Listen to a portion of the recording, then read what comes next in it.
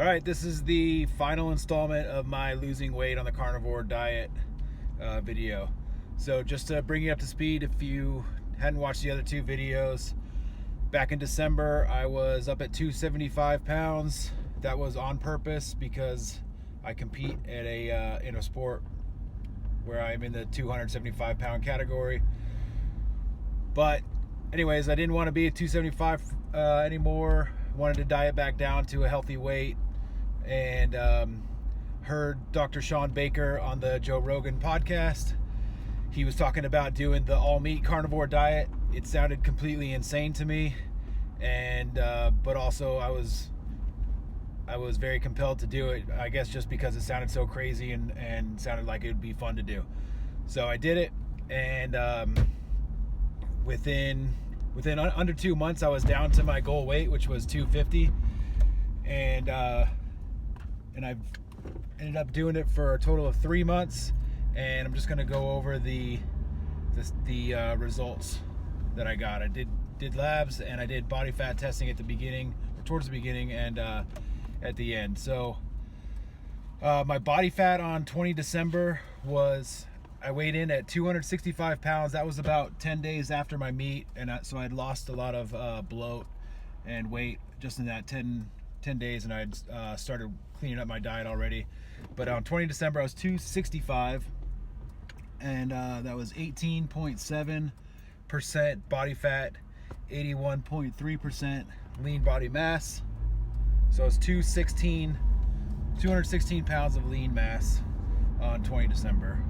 And then on the last day of my carnivore diet, I did body fat testing again, and that was the 29th of March. I was 244 pounds and 17.8% fat.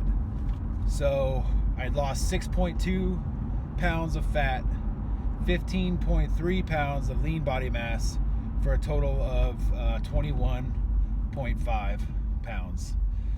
That's between the two tests. So reality, I probably lost about 25 actual pounds there. All right, as far as labs go, on 18 January, and this is cholesterol and A1C. I'm covering cholesterol, not because I think it's extremely important, but it is the first thing that people always ask about when they ask about this diet. They always ask about my cholesterol. Feel free to do your own research and figure out if cholesterol is something that's important to you. It's not that important to me, but it's something I've been keeping track of just because people ask about it. So on 18 January, my cholesterol total was 348, which is pretty high even for me as somebody who normally has high cholesterol. So 348 total. HDL was 55, LDL 274, and triglycerides at 81. And then on the 29th of April, got it tested again. That was the last day. Total was 303. HDL was 72.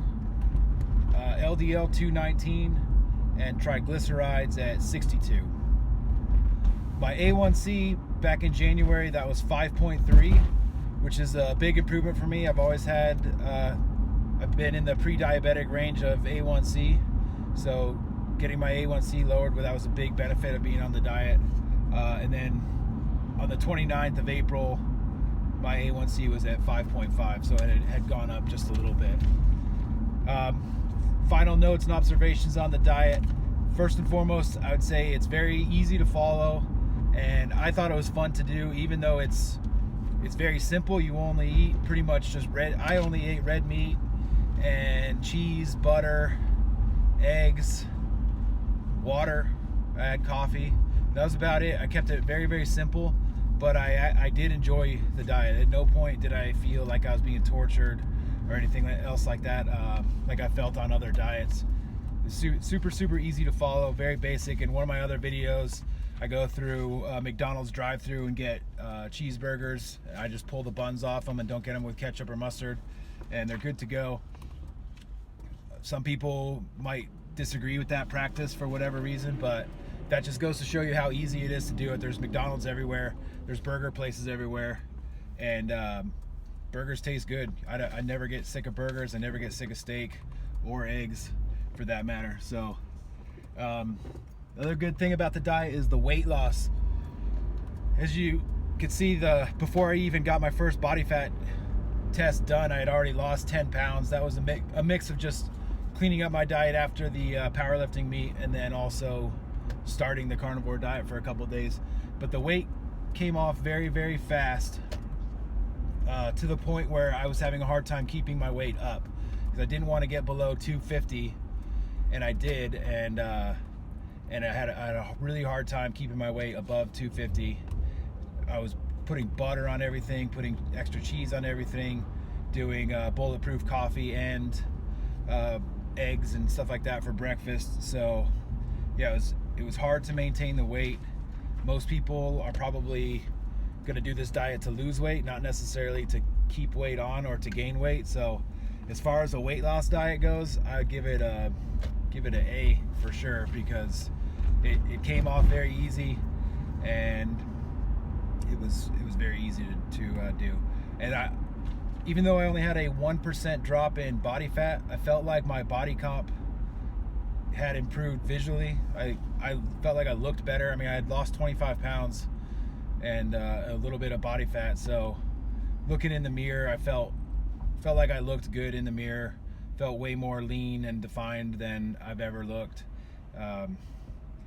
If it was the summertime, I would feel confident, you know, going to the pool or to the beach or whatever and taking my shirt off and all that stuff. So I would say if you're looking for like a beach season diet down kind of diet, this one would be a really easy one to follow to get you down to your weight that you want to do. It's April 1st, right, or April 2nd right now. So if you wanted to be ready to take your shirt off at the pool by Memorial Day, I think this diet could help you do it, as long as you're exercising right. Downside to the diet is I did lose quite a bit of strength. Again, I wouldn't say that that's so much because of the carnivore diet. It's just an effect of dieting in general. If you lose weight, you're gonna lose strength. That's just physics. It takes ass to move mass. So if I went from being 275 to 244, 245, so there was a loss of strength. And I think because the weight comes off so fast, the strength loss seems more dramatic. And that's my experience. Sean Baker, the person who I was inspired to get into this diet from listening to, he seems to be having great results with it as far as strength. He seems to be doing great. So it's your mileage may vary as far as strength loss. And then finally, as far as health goes, I don't know. Leave that up to you. I don't want to tell anybody what is healthy and what isn't. I know for me, lowering my blood sugar, my A1C, that's healthy. Diabetes kills people. That's something that you can measure.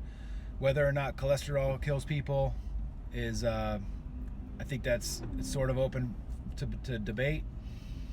But there's definitely people where the cause of death was diabetes. Cholesterol, I don't think so much. It may have contributed, but I don't think that the cholesterol actually kills anybody. And I'm not qualified to tell anybody what is healthy. And anybody that is telling me to do something because they say it's healthy, I really take that with a grain of salt. My bullshit detector goes off when anybody says something is healthy. 2 years ago, flax seeds were all the rage. That was the thing that's healthy. Now flax seeds are bad for you. Coffee was good for you. Now coffee is going to kill you. Margarine used to be healthy. Now margarine is bad for you. So everything kind of comes and goes as far as what's healthy and what isn't, as far as like being in vogue as far as healthiness. So I think just make up your own mind, or better yet, don't make up your mind. Just stay open-minded and do your own research and figure out what works for you and what doesn't work. So anyways, thanks for watching. Take care.